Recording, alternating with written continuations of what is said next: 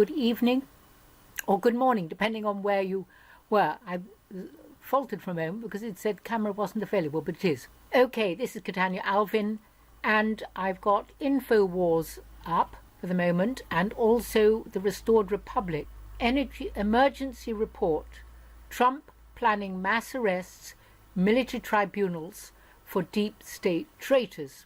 Now, on the Twitter account, his Twitter account, he's going to address the security situation at 9 Eastern Tuesday night. That's your time, 9 o'clock in the evening. I may declare a national emergency dependent on what's going to happen over the next few days.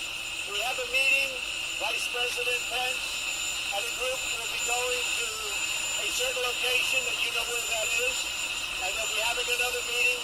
I don't expect to have anything happen at that meeting, but I think we'll have, before there's the Vice President, but I think we're going to have some very serious talks come Monday, Tuesday, Wednesday. We have to have border security. If we don't have border security, we're going to be crime-ridden, and it's going to get worse and worse.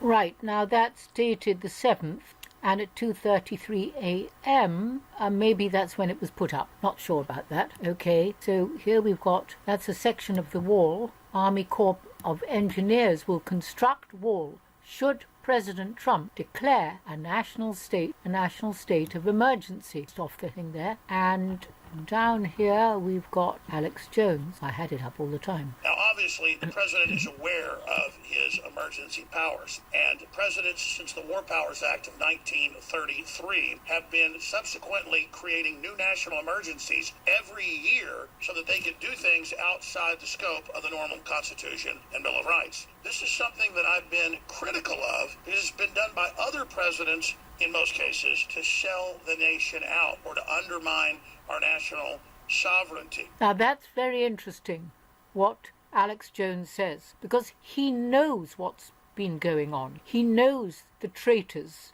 of people like Clinton and Bush, Bill Clinton, and Carter and Bush, the two Bushes, and of course Obama, Hillary Clinton as Secretary of State, and he knows their involvement in being run really by the Brits, and a huge amount of the deep state are also dancing or walking to their beat. The Committee 300 and the establishment. In the case of Trump, he's the only president since the days of Franklin Delano Roosevelt who first declared one of these national emergencies with the first War Powers Act. He's the first president to not declare a new national emergency. Right. That Trump is so special. He's declared Texas an emergency with floods. He's declared California an emergency with fires. But those are just emergencies in that area to get emergency funds and to cut red tape. This type of a national emergency under the U.S. Code and under law is very, very cut and dry. For economic emergencies, for military emergencies, for natural disaster emergencies, but especially for border or integrity of the continental CONUS, the United States, it's absolutely 100% clear. The president doesn't just have the power to use emergency military funding outside of Congress to build a wall or to put troops on the border. That's expressly in the Constitution and is the strongest emergency power that the president has going back to the beginning of the country over 240 years ago. But when you add into it millions of illegal aliens from around the world being marshaled and massed at UN bases. Yeah, marshaled and massed at United Nations bases. Who set up the United Nations? The Committee 300. Indoctrinated. Based in the City of London, Charterhouse. Brainwashed and then pointed at the United States to invade the country, to implode our borders and to bankrupt our country and to have anchor babies that we then have to pay for, who are brainwashed by the Democratic Party against the very idea of a nation itself. What we already see happening in the U.S.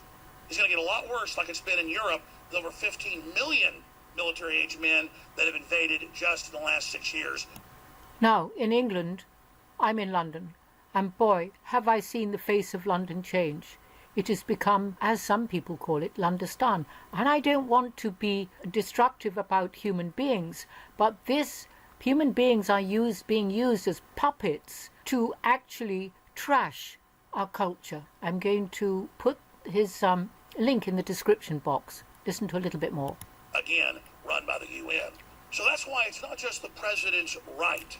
It is the president's duty to not wait during government shutdown where Congress won't pass a paltry $5.6 billion to build a basic wall. It is his duty, because we're already in this emergency, whether it's declared or not, to take action and to take that power into his constitutional hands. It is the only way. Let me give you a few other examples of this in just recent history. Do listen to him. He's very, very good, and he's very knowledgeable. So here I've got Judy Byington's Restored Republic up, and she's talking about the plan, which is under her A, was to restore the original constitution and save a failing economy from the cabal's fiat US dollar through a revaluation into a gold-stroke asset-backed US note via a global currency reset, that's the GCR as it's called, by January the 1st. The old US Treasury, Federal Reserve and IRS were believed closed, new US Treasury active, and new banking quantum financial system operational, transparent and impenetrable,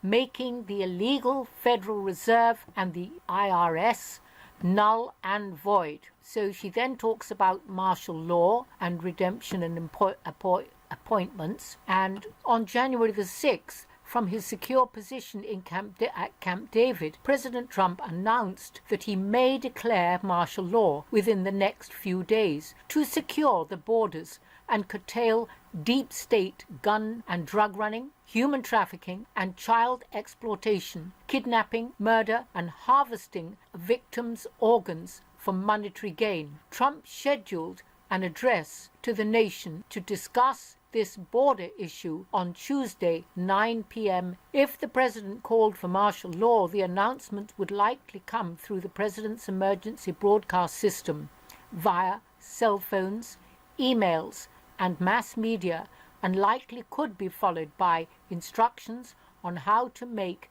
exchange/redemption appointments. Right, I'm skipping through this. Military tribunals began 2nd of January, talks about that. Over 71,000 indictments on global elites using US taxpayers' money for their own gain, something on that. Indictment charges, something on that. History, IRS, Federal Reserve, on that, December the 13th, 1913. History of Nasara, later known as GCR, more on the stock market, rumoured schedule. Military tribunals began at Gitmo, 2nd of January. January the 7th, with terrorist threats against the US border. January the 15th, Brexit vote, and the global currency reset will be announced at the World Economic Forum annual meeting in Davos, Switzerland, and Tier 5, Joe Public, would begin exchanging. That's us, all of us. April, May. Now, this is particularly interesting. J. Military tribunals begin at Gitmo on January the 2nd. The Department of Defense invited the press to cover hearings, though it was doubtful that information could be released at this time. Source U.S. Department of Defense, published 2nd of January. And so there is a whole load of that. So do go on to the website. The information will be in the description box. Love and light to all humanity, because this is not just the American war of the Brits against the United States of America. This is the Brits against the world. The Brits, the Vatican, Washington, D.C. against the world. God bless, love and light. Catania Alvin saying, have a great day.